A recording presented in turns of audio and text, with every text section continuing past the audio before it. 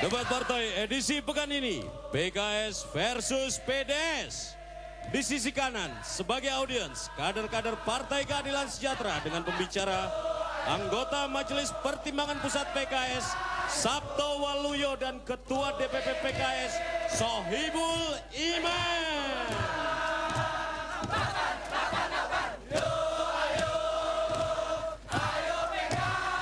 Di sisi kiri, sebagai audiens, kader-kader Partai Damai Sejahtera dengan pembicara Wakil Ketua Umum DPP PDS Denny Tewu dan Ketua DPP PDS Aldentua Siringo Ringo.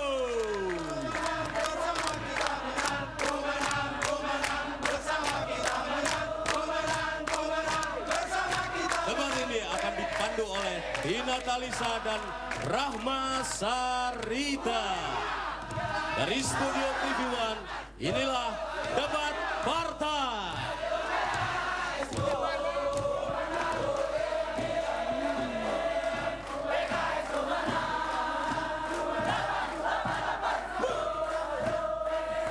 Pemirsa, PDS sudah secara resmi mendeklarasikan sebagai partai terbuka, bukan hanya untuk umat Kristiani. Ya, tetapi PKS meskipun berasaskan Islam, boleh dibilang tertutup begitu, tetapi PKS berpolitik untuk kemanusiaan dan tidak hanya untuk umat Islam. Ya, tapi selama ini kan PKS dikenal sebagai partai yang militan, partai dakwah katanya. Memang militan, tetapi bayangkan, dalam perjalanannya PKS sudah banyak bekerja dan tidak hanya bekerja untuk umat Islam sekali lagi. Misalnya saja pada saat bencana di Nabire, Papua. Siapakah umat di sana? Umat Kristiani, tapi PKS hadir sebagai partai pertama untuk membantu masyarakat di sana dalam bencana. Baik, langsung saja kita mulai perdebatan malam ini dengan memanggil pembicara pertama, Wakil Ketua Umum PDS Denny Tewu, dan dari PKS Bapak Sabto Waluyo.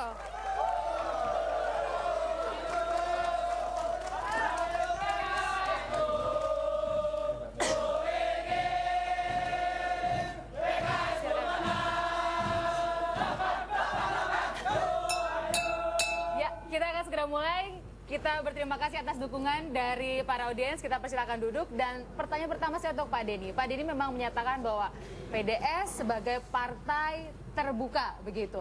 Calegnya saja ada yang Muslim dan agama lain.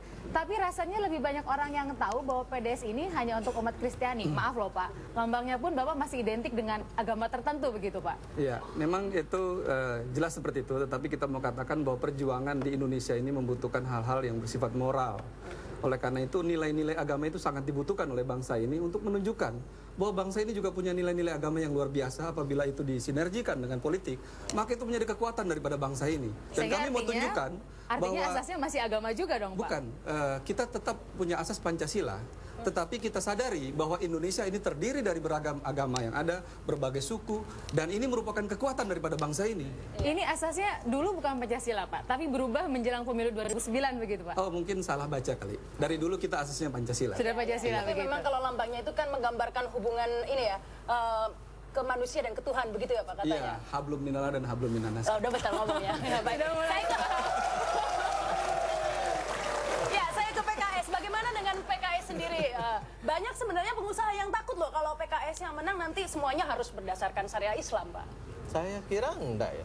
Saya kenal baik sejumlah pengusaha, saya tak perlu sebutkan namanya. Mereka mengatakan bahwa PKS sangat friendly dengan pengusaha dan kalangan bisnis ya.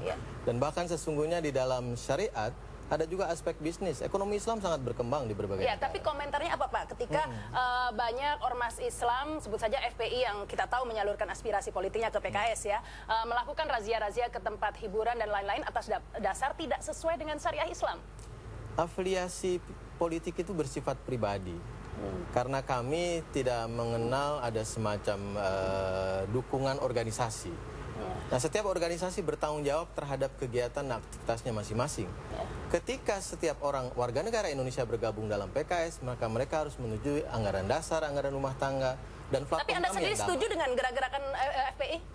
Saya kira seluruh masyarakat Indonesia yang menjadi hakim bagi perbuatan satu warga negara atau kelompok masyarakat. Sehingga buat PKS itu adalah proses dialog dan penyadaran yang Itu harus artinya Anda setuju tidak dengan aksi FPI? segala aksi kekerasan yang dilakukan oleh siapapun, tidak cuma ssatu organisasi, itu kami tentang. Ya, ini APK-nya Anda ingin menggiring bahwa kesannya FPI adalah PKS, tapi ternyata tidak seperti itu. Tapi Anda setuju tidak? Karena kan banyak desakan agar FPI dibubarkan. Anda setuju tidak? Soal pembubaran organisasi harus dilihat pada konteks undang-undang dan tindakan yang mereka lakukan. Nah, karena itu saya kira peradilan lah yang harus melakukan itu, bukan anggota masyarakat. Ini kalau ternyata Pak Denny begitu menyatakan bahwa banyak orang kalau orang menyatakan takut begitu dengan Islam, kalau PKS menang diislamkan Indonesia ini, jangan-jangan nanti orang juga takut kalau ternyata PDS menang akan ada pengaruh yang luar biasa juga. Kalau Anda sampaikan militan, bukankah PDS juga militan? Sejarah membuktikan bahwa kalaupun ada partai-partai Kristen dulu seperti Parkindo atau Partai Katolik, itu sama sekali bukan partai agama, tetapi itu adalah partai nasionalis kebangsaan.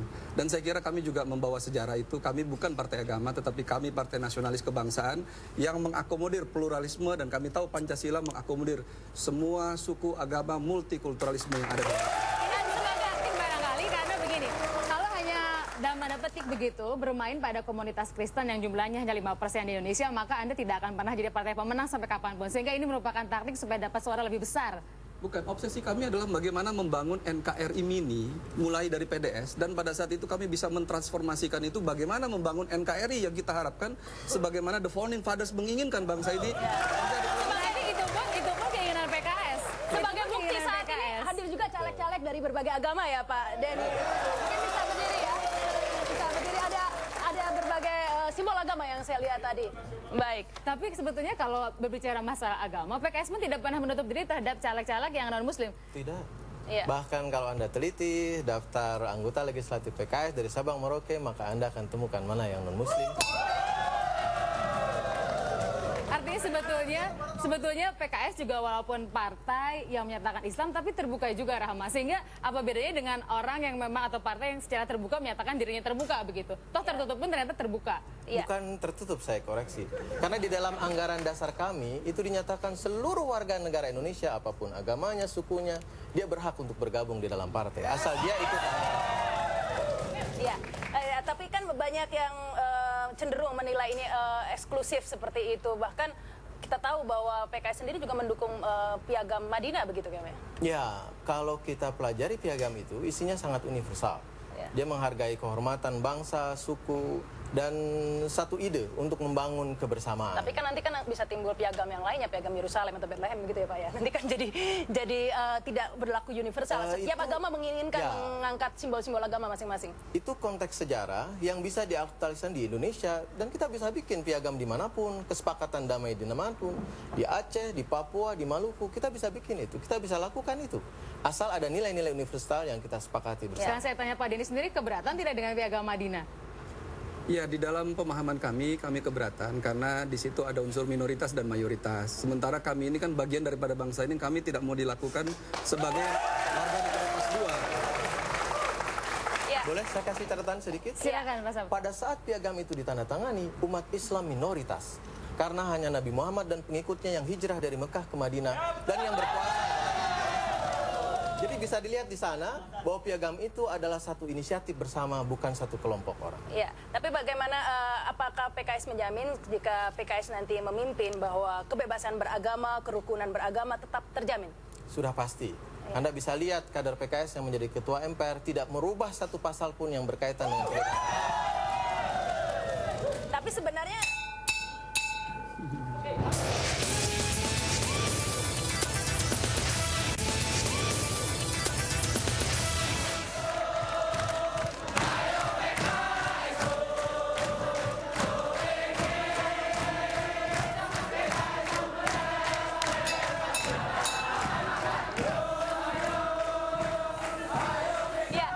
disebut-sebut tentang Piagam Madinah yang mana itu ditentang oleh PDS ya. Mengapa ada mengusulkan Piagam Madinah? Apa karena usulan tentang Piagam Jakarta sudah ditolak, kemudian beralih ke Piagam Madinah begitu? Saya kira kami ingin kembali kepada substansi bahwa Piagam Jakarta adalah produk sejarah berdasarkan pertimbangan para tokoh bangsa di masa itu, tahun 45-an. Nah, karena itu dalam konteks kita sekarang, kita harus menggali akarnya di masa lalu itu, lalu kemudian mengaktualisasikan di masa kini. Piagam Madinah itu sekedar sebuah inspirasi. Bagi kami